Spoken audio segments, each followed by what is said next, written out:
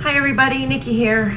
As I posted yesterday, which I don't think anybody saw, but this is going to be a video that's something close to me.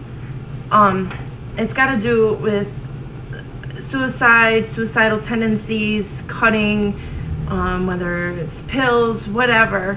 I've been there. When I was 13, I was hospitalized and I had to spend time there. And it wasn't fun, and I was known as a cutter. I used to cut myself all the time, and I still think about it, but I don't do it. I find other ways to deal with whatever I'm trying to deal with. Since I've had my daughter, I've changed. I don't cut anymore. My daughter's 10, so I haven't cut for 10 years. I get tattoos. But I want you to know that there is somebody out there that is willing to help you. Whether you have to call 211 just to talk to somebody, then do that. If you don't trust your friends, if you don't trust your family, do that. Call 211. They are there to help you and to talk to you. There's plenty of hotlines that you can call. Please don't feel that you have to end your life, especially if you're getting bullied. I mean, they're not worth it. You're letting them win by doing that. As long as you know that you're good and you're a good person, that's all that matters. It doesn't matter what anybody else has to say or what anybody else thinks. As long as you love you for who you are. And if you don't, then do something to change yourself. Maybe you don't like your hair. Do something different with your hair. If you don't like the way, I don't know, just try.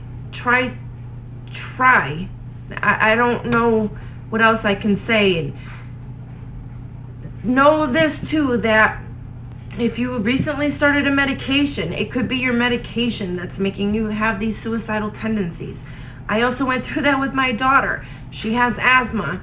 Her doctor put her on a new medicine called Singulair. And instead of the inhaler, it was a pill. And she was on it, and then she started to change, like, drastically, to the point where she wanted to hurt me. She had thoughts about herself. If I got cut, she would, sit there and laugh and say, "Good, I want you to feel pain. I want you to hurt." And I'm just like looking at her, because this is not my daughter. My daughter is very sweet. My daughter and I are close. She's my only child. I'm a single mother. So we have that bond. We're constantly together. And for her to say that, I was kind of taken back, like, what? And it started to get worse and worse. And I went to her doctor. We both did. And her doctor said, "Oh, no, bring her to counseling. There's got to be something going on, something that we don't know. It's not the medicine." I said, "Okay." So, I brought her to therapy. The therapist said that she didn't see anything wrong with her, like that had anything traumatic that had gone wrong with her that would make her want to hurt me or herself or anything like that. And one day I went to go pick up her prescription, and I just said, "You know what? Let me just ask the pharmacist." And the pharmacist had me come in, and she spent like a half an hour, 45 minutes with me. And we went over all the side effects, and lo and behold, that was one of them. And her doctor pretty much said I was crazy. That side effect is on that piece of paper for a reason, because a certain amount of people have had that side effect. Now, my daughter was 8 at the time, and that's pretty damn young. I was 13 when I started having suicidal tendencies and tried killing myself a few times, slitting my wrists and pills. And 8 years old, I mean, I understand it happens at that young, but I was just, I didn't understand why, because I spoil my daughter. I do everything for my daughter.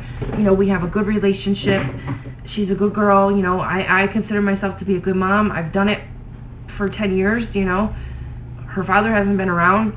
And so her pharmacist and I discussed it, and we decided to take her off. And it took 6 weeks for it to come out of her system. And after 6 weeks, my daughter was back. My sweet, lovable Anissa was back. And let me tell you, it was good to not have to sleep with one eye open anymore, because I was, you know, at one point kind of worried. And, you know, constantly watching her, and teachers watching her. And it was pretty scary.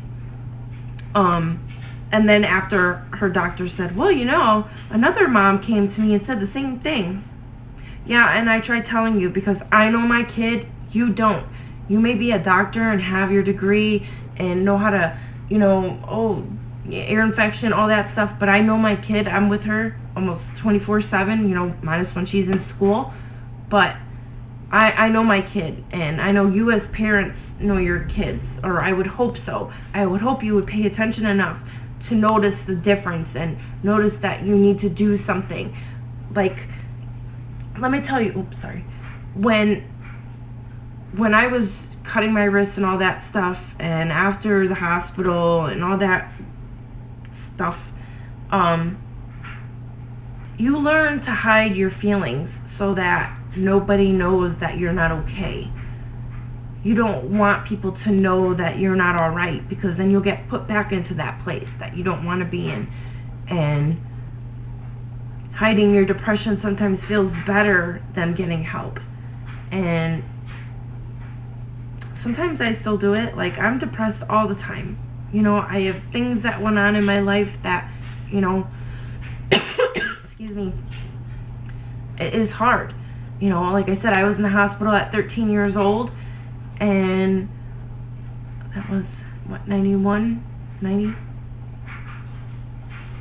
I think it was 91, because I graduated middle school in 91. And in 95, my boyfriend killed himself. And I was just with him 2 hours before that. And I mean, I still feel bad, because I go through the what ifs. What if I hadn't been so tired from work that, you know, I had stayed longer? Instead, I was so tired, I went home. I went home.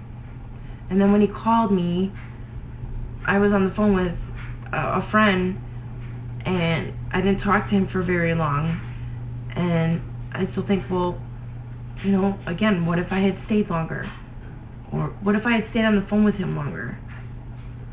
Maybe I wouldn't have gotten that phone call the next day saying that he was dead. You know, I mean, it's hard. I mean, I grew up with a lot of deaths, you know, around me. Kid shot and killed in front of my high school.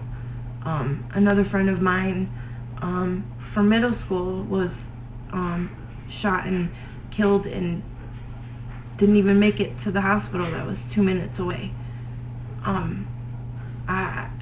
You know, there was a lot of gangs and a lot of stuff, a lot of bullying. I got bullied, and then finally I just said, you know what? Fuck it. Stand up for yourself. And I did. And you know what? I haven't stopped standing up for myself since. And I feel good. You know, you may call me a bitch or whatever, but you know what? For me, I can't hold it inside anymore, because when I do, I explode. And when I explode, nobody wants to be around me. My mother doesn't. Like, you know, it's just, I don't hold anything in anymore. I learned it gets me nowhere.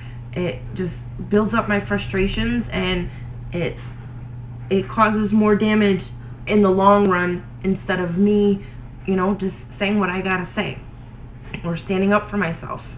You know, you're damn right. I got into a lot of fights. Lots of fights. And I don't regret any of them. Hey, Nikki here. I just wanted to say to what I just said, I lied. There are 2 fights that I regret. One, when I lived in North Dakota for 2 fucking long, miserable months. No offense, Brian. But I got into a fight at McDonald's because of the person that I was there living with, a friend. She's not a friend anymore. Let me back that. And she started a fight, and I ended up fist fighting because of her fucking mouth. But they did try to call and give me the job at McDonald's after, even though I just fought and beat the shit out of a girl in the parking lot. Excuse me. But yeah. So that's one fight. And the other fight was for another ex-friend that decided she wanted to flap her gums and not back her shit up. So yeah. So I lied. I did regret too. That's all. I really don't. I don't, because I stood up for myself and I'm proud. And I would hope that you would stand up for yourself too if you're being bullied. My daughter was bullied, and now she stands up for herself, you know, because she's not like me. She's not, you know, let's knuckle up. She's, you know, no, I don't want to. And I said, you know what, enough's enough. And he said, you have to just stand your ground and let them know that they can't do that to you, and it's not right. And I said, if you see anybody getting bullied, then you need to do something. You need to stand up for them, and then you need to go to an adult. I said, don't let anybody get bullied. And she doesn't. And I'm very proud of her. I'm very proud of the child that I raised. I couldn't be more proud. And she's enough for me. She's my world. She's my everything. She's the reason I'm alive today. If it wasn't for her, I probably would have killed myself a long time ago. And I'm kind of upset because I'm telling you guys to call 211 if you have these thoughts, or, you know, if you feel like you can't talk to anybody. You know, there is somebody out there. I got a call this morning from a very good friend of mine. She's family, actually. Well, family to me. And her sister's ex-husband's dad took his life. He was put on a new medication because he went to the doctor saying that he, you know, was depressed, and, you know, he had a lot of things going on, and, you know, a lot of reasons to be depressed. And he did the right thing. He went to go for help. And the doctor said, it's not, you know, whatever, here's your medicine. Well, he went back to the doctor and said, look, this medicine is making me worse. I'm having suicidal thoughts. I'm wanting to kill myself. And the doctor said, nope, you're fine. Just keep taking your meds. He went to different places. He tried to check himself into hospitals, and he didn't get help. I feel like, I don't know how many he went into. I don't want you to feel that, you know, there's nowhere you can go, because there is always somewhere you can go. Hospitals are not supposed to deny you, whether you have insurance or not. And if you feel suicidal and you go to the hospital, then you need to say something. You know, you need to let them know that they cannot deny you, insurance or not. But he was neglected by his doctor, his own doctor, and nobody had heard from him, and they found him. He had hung himself in the woods. And it freaking sucks, because when you go for help, you should be able to get the fucking help that you need. I'm sorry, I'm gonna cuss because I'm really upset. You as a doctor or whoever, you should not deny anybody. The person knows themselves. You don't know the person personally. They know how they are. They know if they're suicidal. They're telling you. They're not just going to tell you for no reason.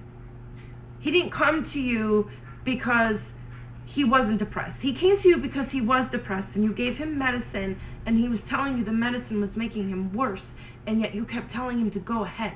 That's just like my daughter's doctor when he was thinking I was crazy. No, I know my child. This man knew himself. He knew that he needed that help, and he was denied. And you know what? I'm not a person who's like, oh, go sue this person, go sue that person. But that man left behind, 3 children. 3? I believe 3 children. And I believe some grandchildren. And he could still be here right now had he not been denied the help that he needed and asked for. I want you to know, whoever's watching this, I'm making this video for Anissa and for everybody because I want everybody to be aware. Don't stop. If somebody denies you, don't take that. Don't go and kill yourself because it's not worth it. Your life, you were put here for a reason. You may not see that, but somebody else does. Maybe you have some fucked up parents. I don't know. But, maybe you'll be 18 soon. Get your shit together. Get a job. Set your priorities. Do something. Get out of the house. Don't take your life. If you're getting bullied, you know what? Fuck them haters. Because you know what? They're bullying you because they see something in you that they don't have. And they're jealous. So don't take it the wrong way. And you need to stand up for yourself. Look at that kid who I believe got expelled from school, where he just got so fed up he took that kid and fucking yoked him like he was in the WWE or something. It was awesome, and I don't think that kid should have gotten expelled. Nope, I think he should have gotten an award. Anissa comes home telling me, "Mommy, there's no bullying signs all over the school." I said, "Well, you know what? You have kids in your school that can't read and write in 5th grade. Unless you read it, unless you stop and think and take it in, it doesn't matter. You can have a freaking sign tattooed on in the inside of your glasses. It won't freaking matter unless they do something." I don't know. It's unreal. The bullying on the buses and the schools, it's never ending. And too many kids and too many adults and too many people are taking their lives because of it. And it's just shitty. It's shitty. And, I am hoping not to contradict myself because, I did say I would have offed myself had I not had my daughter. But I do have my daughter because she loves me unconditionally. And I have a great mom. And I have a great stepfather that I call my father. And I have my dog. Poopsie! Where are you? What are you doing? I don't know. I try to make every day a good day. And I want you to do the same. And if you ever need to talk, comment. I'll comment back. I have no problems with that. I also don't want to hear any of the fucking hate and shit either on here. Blah, blah, blah, blah. It's not always going to be funny and pranks and stuff because I want my daughter to see certain videos and I want her to see that her mom, her mom's past life and have memories and, we don't do a lot of fun things. Hi, to what I just said, remember I said earlier that you were put here for a reason. You may not see that reason, but somebody else will or somebody else does. My reason for being here was my daughter. I didn't get her in the greatest way. Like, I wasn't raped or nothing bad. Well, no, nothing bad like that had happened, but, it wasn't a great beginning, I should say. But I'll get into that into another video. But I just wanted to say there is reason for you to be here. You may not see it, but I didn't see it. It took a while, but you know what? My reason, her name is Anissa, and she's going to be 11 soon. And that's my reason. It may not be a kid for you. That may not be your reason, but there is a reason. You may do something. You may save somebody. Hopefully I'm saving somebody now. I don't know, but there is a reason.